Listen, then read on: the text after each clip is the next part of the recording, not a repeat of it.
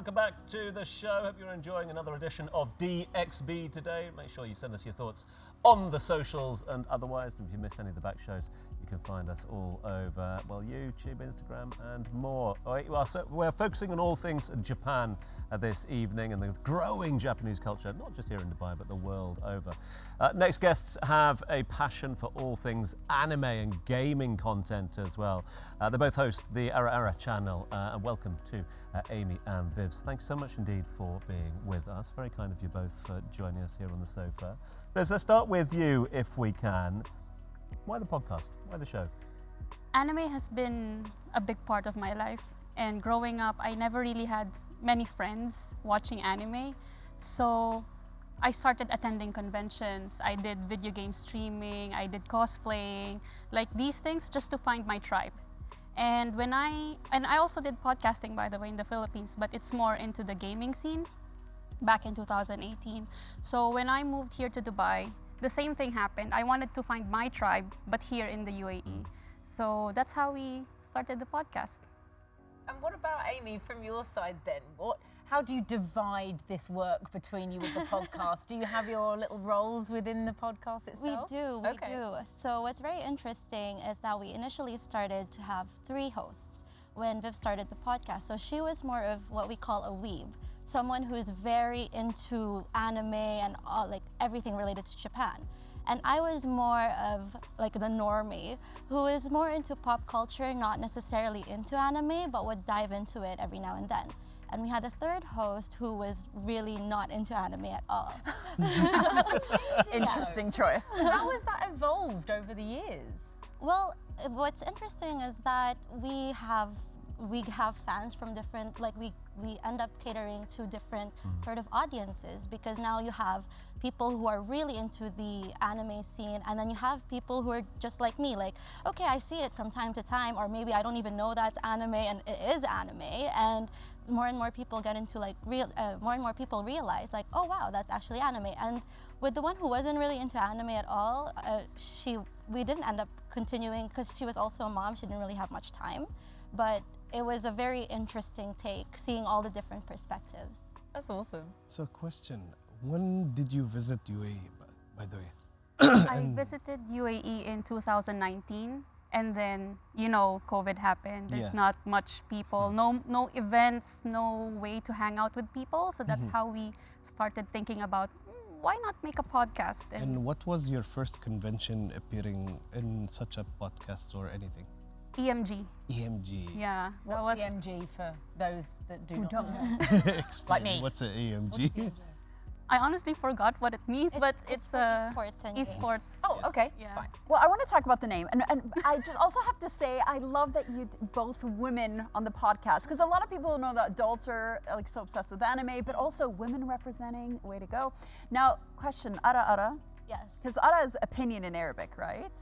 Oh. And then, but in Japanese, oh my, what is it? Yeah. Like my. So like, that's really funny. I didn't know that's what it oh, was. I thought in you were like Arabic. playing on the 2. Oh no! Okay. So it's a very common Japanese phrase when you watch anime. So ara ara just really means oh my. Like, oh my. Yeah, like that kind of exactly. thing. My. Okay. Yeah. When she said the ara ara, I'm like, oh god. I remember that. Yeah. It's a Like, pun. Yeah. Yeah, opinion with the 2. I think it works nicely together. Oh, now we have something to add. I just answered your own question, guys. Thank you so much, Dina. Talk to me about the culture and the growing culture here at the moment, because we know that anime is synonymous with Japan. We're focusing on all things Japanese tonight. We've mentioned with Issa just how international anime has gone. Why Dubai, though, for this? Surely this is the sort of podcast that you could have done elsewhere. Do you see the potential of the anime growth here? Yes, definitely. Honestly, in the Philippines, the community there is so huge, comparing it to the UAE. I'm not saying that the audience here is not huge, but it's still growing. So when I came here, that's why I wanted to build the podcast, to find that tribe, to build that community, and to have that space where anime fans can, you know, share their love for the culture. Because even then, up until now, people ask us, what are you wearing? Like, why are you in cosplay? Like, they still are not familiar. So that's the cool thing about what we're doing right now. We're getting there though, aren't we? We are getting there slowly but surely. I mean, Comic-Con every single year gets bigger and bigger and bigger. And I wanted to ask, not to bring a negative onto it, but have you faced any challenges in this kind of unrepresented area? Well, not necessarily. I wouldn't really say it's a challenge. So it's sort of what Vivz mentioned earlier about how it's so huge in the Philippines. Like, you know how the K-pop sensation is right now? That's how it was with the Japanese culture back in the 90s, 80s, even in the Philippines. But for me, I'm someone who grew up here in Dubai. I was born and raised here. And so I was coming from a place where we would see it on TV, and Isa could attest to this as well. We would see it on TV and we wouldn't really know it was anime or even from Japan. Like on Space Tune, you would just see it as a cartoon in Arabic, and on Channel 33, it's just another cartoon. Exactly. So what would happen is, you know, you grow up and then you learn all of these things, and so it's a challenge in the sense where it's also educating the audience as it's growing. So I wouldn't really say it's a challenge, but it's just very interesting to see. I like that. Well, looking back at your journey, I want to ask you both, if you could both quickly answer this, a standout moment for you, something, some fan interaction, a memory, a show, anything that you like really love looking back on and thinking of. First thing that I remember is that when we ranked #1 on Apple Podcast Wow. in the animation genre, that was really cool because like we were doing this for fun and I didn't know that people are actually listening to us. So that was a cool moment. And then there was one moment that Amy was hosting a panel in MEFCC. Yeah. So I hosted a panel last year. It was with the creator of Captain Majid, as you know it here, Yes. which is Captain Tsubasa in Japan. So that was a very interesting thing and a very exciting thing. And it sort of just grew, and now we've interviewed Ash the Hero this year at the MEFCC, which is a Japanese upcoming band. What else? Yeah. I And love that she answered for you, by the way. She's like, that was her standout moment, just FYI. And yeah, just like fan interactions, like how we're slowly getting recognized. like when people see us in events, they're like, "Oh, you're Ara Ara." You know, like, that was a cool moment for us because like it's really different when you're on the podcast, when you're in cosplay, and when you're attending events, and people actually recognize you. I love it so Well much. done. And we are honoured to have you on the show. Like, honestly, I think it's great. Make sure you go and follow, hit subscribe, like, and all of that malarkey, Just right? one thing I'll add in. They don't be like alone. When they're together, oh, I know them. I know them. Oh, really? Like whenever they're together, I know them. When they're apart, they're like, wait, there's Yeah. something missing. Yeah, they're the duo. They need to remain the That duo. sounds like me and Faris, actually. Right, ladies, thank you very much indeed. Listen, for now, we just want to actually move on to the DXB in 60 quiz, which is where we shock Ether, and we're going to find out a little bit more about him. Now, Ether, you don't know about this, but it's quick-fire questions, and they're all about you, so you can't get them wrong. Okay. Are you ready? Okay. Sure. We're going to have answer quickly. 60 seconds on the clock, starting in I'm three. not ready for this. You're ready? 3, 2, 1. What was your first job? My first job was me working in Citibank. Okay, nice. What is your motto in life and in work? Motto means? Your And motto, like a strap line, your motivational line. motivation Like to, a saying, something that you live a quote.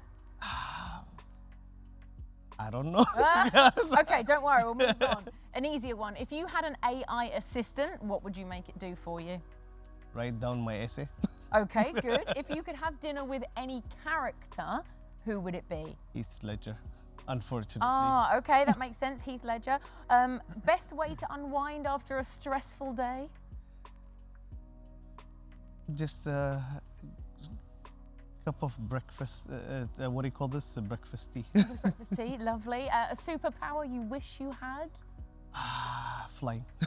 Oh yeah, of course. And lastly, why Dubai? Dubai.